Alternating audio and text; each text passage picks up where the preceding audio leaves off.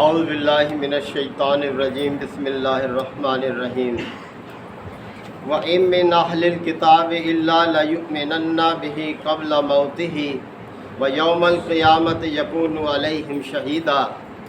فَبِظُلْمٍ مِّنَ الَّذِينَ هَادُوا حَرَّمْنَا عَلَيْهِمْ طَيِّبَاتٍ أُحِلَّتْ لَهُمْ بِصَدِّهِمْ عَنْ سَبِيلِ اللَّهِ كَثِيرًا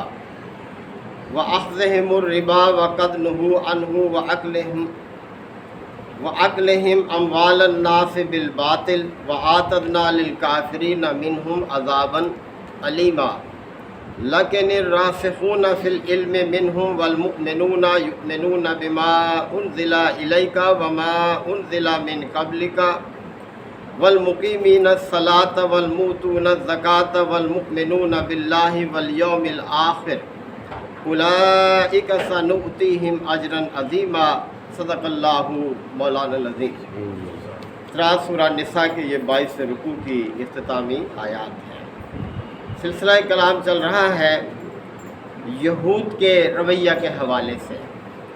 کہ انہوں نے ہر دور میں اپنے پیغمبروں کو بہت ستایا۔ یہ قوم بنی اسرائیل کہلاتی ہے، یعنی حضرت اسحاق علیہ السلام کے بیٹے حضرت یعقوب علیہ السلام کا جو لقب تھا وہ اسرائیل تھا، اسی حوالے سے یہ اسرائیلی کہلاتے ہیں۔ تو بہت لمبے عرصے تک اللہ تعالیٰ نے ان کو دنیا کی امامت اور پیشوائی کے منصب پر رکھا، پے در پہ پیغمبر ان میں آئے، یعنی حضرت یعقوب علیہ السلام، حضرت یوسف علیہ السلام، حضرت سلیمان علیہ السلام، حضرت داؤد علیہ السلام، حضرت زکریا علیہ السلام، حضرت یحییٰ علیہ السلام، یعنی لمبی ایک فہرست ہے کہ اللہ تعالیٰ نے یہ پیغمبر ان میں مبعوث کیے، لیکن انہوں نے اپنے پیغمبروں کو بہت ستایا۔ اور قرآن کریم میں بہت زیادہ ذکر حضرت موسیٰ علیہ السلام کے حوالے سے ہے کہ انہوں نے طرح طرح کے بیجا ان سے سوالات بھی کیے، اور یہی رویہ ان کا نبی کریم صلی اللہ علیہ وسلم کے ساتھ تھا۔ یہ سورہ مبارکہ 3 ہجری اور 4 ہجری کے آخر تک اس کے مختلف خطبات نازل ہوئے ہیں۔ 2 ہجری میں آپ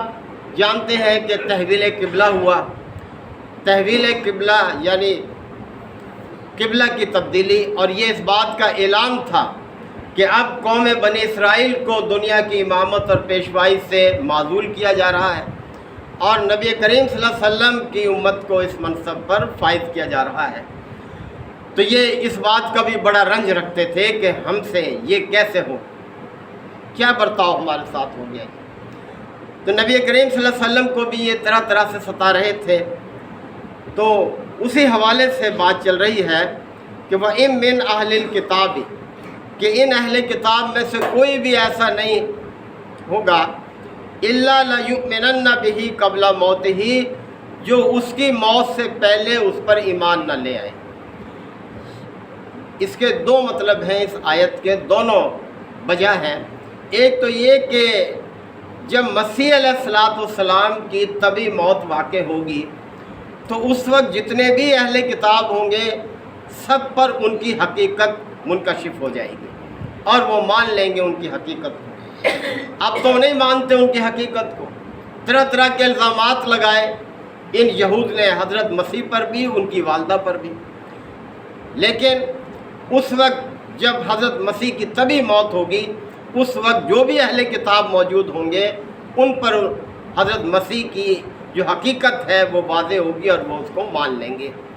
اور دوسرا مطلب اس کا یہ بھی مفسرین نے لیا ہے کہ جو بھی اہل کتاب فوت ہوتا ہے،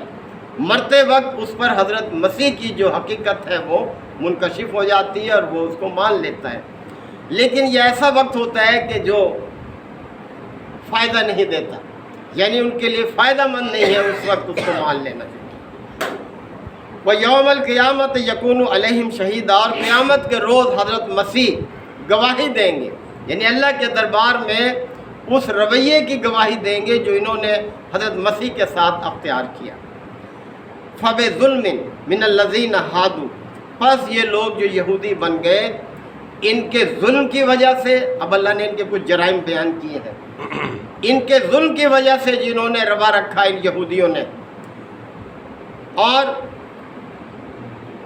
वबिसद्दिहिम अन सबीलिल्लाह, अल्लाह के रास्ते से रोकने की वजह से, व अख़्ज़िहिमुर रिबा, और ये कि इन्होंने सूद लिया इसकी वजह से, व कद नहू अनहू, जबकि इससे इनको रोका भी गया था, व अकलहिम अमवालन नास बिल बातिल, और लोगों के माल बातिल तरीके से, जुल्म के तरीके से खाने की वजह से अल्लाह ताला ने फरमाया हर्रमना अलैहिम तय्यिबातिन, हमने इन पर वो पाकीज़ा चीज़ें हराम कर दी, उहिल्लत लहुम, जो इनके लिए पहले हलाल थी। यानी अल्लाह ने सज़ा के तौर पर इनके साथ ये सलूक किया। तो इनके ये जराइम थे कि ये जुल्म करते थे, लोगों पर ज़्यादती करते थे, और ये कि अल्लाह के रास्ते से रोकने वाले थे। कसरत के साथ इनका यही रवैया था, सूद लेते थे ये, और लोगों के माल नाहक तरीके से, बातिल तरीके से खाते थे। तो हमने इन पर वो हलाल चीज़ें भी कुछ हराम कर दी जो हलाल थी पहले। ये सूरह अनाम में इनका जिक्र आता है कि अल्लाह ताला ने इनके लिए नाखून वाले जानवर हराम कर दिए, जिनके नाखून होते हैं। इसी तरह से अल्लाह ताला ने इन पर बकरी और गाय के गोश्त की चर्बी जो है वो हराम कर दी। बड़ी मुश्किल में फंस गए, गोश्त निकालते, चर्बी अलहदा करते। यानी इस तरह से अल्लाह ताला ने इनको सज़ा दी दुनिया में ये। और आज भी यही हाल है, यानी दुनिया में जहाँ भी मुसलमानों के ख़िलाफ़ या अल्लाह के दीन के ख़िलाफ़ कोई तहरीक उठती है, उसके पीछे यहूदी जहन कार फरमा होता है,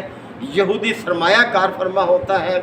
और इन्हें उस वक्त से लेकर आज तक वो ज़िल्लत इनको मिली हुई है कि दुनिया में कोई इनकी तारीफ़ नहीं करता, कोई इनके रवैये को पसंद नहीं करता। और आज भी देख लें कि गैर मुस्लिम अक़वाम भी इनके रवैये की जो है मज़म्मत कर रहे हैं, और वो भी उस काफ़िले में शामिल हैं जो गज़ा के मुसलमानों की इमदाद के लिए किया हुआ है। गैर मुस्लिम लोग भी इतने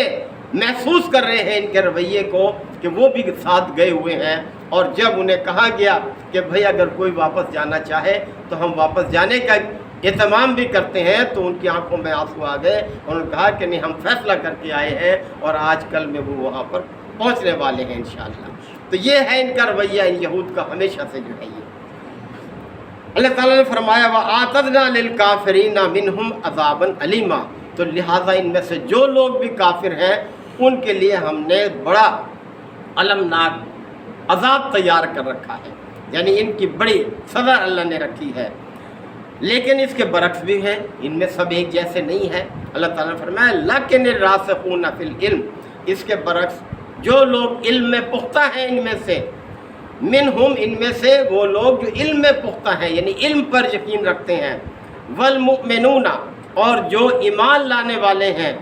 युमिनूना बिमा उनज़िला इलैका, ए नबी सल्लल्लाहु अलैहि वसल्लम जो कुछ आप तरफ उतारा गया उस पर ईमान लाते हैं, वमा उनज़िला मिन क़ब्लिक, और जो आपसे पहले उतारा गया उस पर भी ईमान रखते हैं, वल मुकीमीन सलात, और नमाज को कायम करते हैं, वल मूतून ज़कात, और ज़कात की भी अदायगी करते हैं, वल मुमिनून बिल्लाहि वल यौमिल आखिर, और वो अल्लाह और यौम आखिरत पर ईमान भी रखते हैं। उलाइका सनुक्तिहिम अजरन अज़ीमा, इन सब लोगों के लिए हमने बड़ा अजर जो है वो तैयार कर रखा है। अल्लाह किसी के अमल की नाकदरी नहीं करता, नेक अमल को बड़ी कदर की निगाह से देखता है और पूरे पूरे अजर से नवाजेगा। लिहाजा ये लोग जो यहूदी बन गए, इनमें वो जो ईमान लाने वाले हैं, जो आपकी तालीमात को भी मानते हैं, आपसे पहले वाली को भी नमाज कायम करते हैं, यानी अपने रवैये से भी इस ईमान का इजहार करते हैं जो उन्होंने कबूल किया है, ज़कात देते हैं, अल्लाह और यौम आखिरत पर ईमान रखते हैं, यानी आखिरत की तैयारी में लगे हुए हैं, तो ऐसे लोगों के अजर अल्लाह उनको पूरे पूरे अदा करेगा। यही हमारे लिए भी है कि हम उस ज़िम्मेदारी को पूरा करें जिसको हमने कबूल किया है, यानी ईमान लाने की सूरत में जो ज़िम्मेदारी हमने कबूल की है उसको अदा भी करें, उसकी अदायगी की फ़िक्र करें, अल्लाह के दीन को कायम करने की अपनी पूरी जद्दोजहद करें। अल्लाह ताला हमें आयात को समझने की अमल की तौफीक अता फरमाए। वाखिर दावाना